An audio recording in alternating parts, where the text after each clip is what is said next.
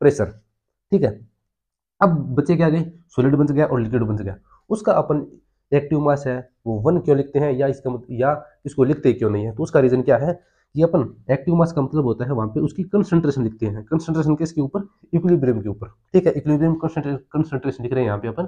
ठीक है, तो कंसंट्रेशन क्या होती है, मोल बाय वॉल्यूम। ठीक है, एक वॉल्यूम के अंदर कितने मोल्स हैं वही उसकी कंसंट्रेशन होगी। मोल होता है मास अपॉन मोलिकुलर वेट, और वॉल्यूम अपना फिक्स है। अगर अपन बात करें सॉलिड की, तो सॉलिड की क्या होता है कि जो वॉल्यूम होता है वो फिक्स होता है।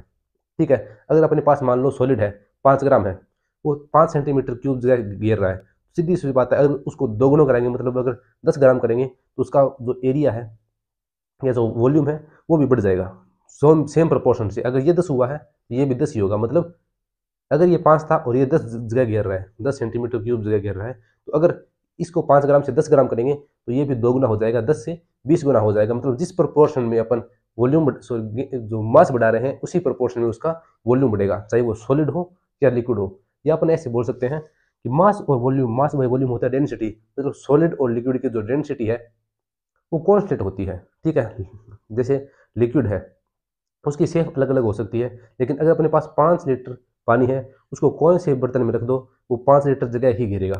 ठीक है, गैस है, अगर उसको मान लो अपन 2 लीटर के 1 लीटर 2 लीटर के बर्तन में रखते हैं तब तो वो पूरा का पूरा 2 लीटर का जगह गिरेगी। अगर उसको 5 लीटर में रखते हैं तो 5 लीटर जगह गिरेगी। मतलब उसका जो डेंसिटी या वॉल्यूम वो फिक्स नहीं है। सॉलिड और लिक्विड का जो डेंसिटी है वो फिक्स होती है, तो इसके लिए फिक्स होती है, उसमें कोई चेंज नहीं होता, तो इसके लिए अपन इसको 1 मानते हैं, या कंसंट्रेशन टर्म में लिखते नहीं है। रेट का जो टर्म है उसमें प्योर सॉलिड और प्योर लिक्विड को नहीं लिखते, उसमें केवल और केवल एक्वस और गैसियस 2 ही स्पीसीज को लिखते हैं।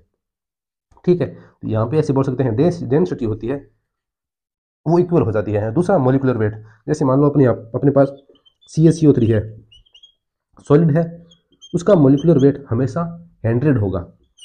ठीक है, किसी चीज़ का मोलिकुलर वेट होता है वो हमेशा फिक्स होता है, कॉन्स्टेंट होता है। जैसे HCl है, उसका 36.5 होगा हमेशा।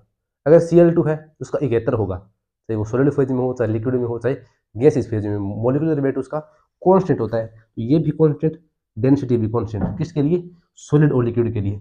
तो यहाँ पे अपनी कंसंट्रेशन की टर्म है वो वहाँ पे नहीं लिखते हैं, उसमें कोई इफेक्ट नहीं आता, कोई चेंज नहीं आता। ठीक है, तो यहाँ पे क्या लिखा है, एज मास एड या रिमूव। अगर किसी चीज़ का जैसे सॉलिड या लिक्विड है उसको मास ऐड करते हैं तो उसका वॉल्यूम है वो सेम प्रोपोर्शन में बढ़ेगा। अगर रिमूव करते हैं तो सेम प्रोपोर्शन में उसका वॉल्यूम कम होगा।